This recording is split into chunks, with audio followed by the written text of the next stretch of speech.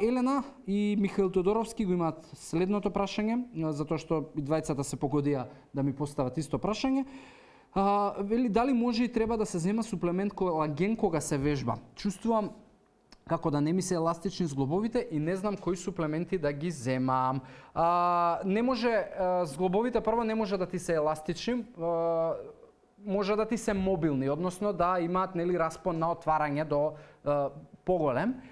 И генерално колагенот тука во таа мобилност не игра улога. И колагенот, доколку сакаш да го земаш како суплемент, е супер.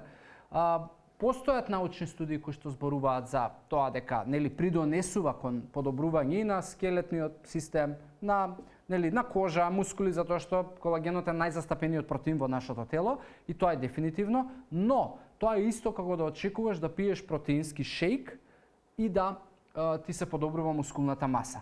Не може само со користење на колаген суплемент и подвежбување да очекуваш дека ќе постигнеш некакви резултати.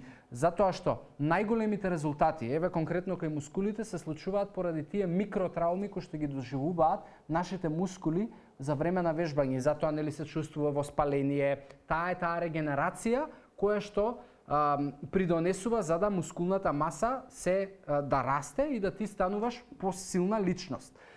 Истото се случува и со сите останати ткива во нашето тело.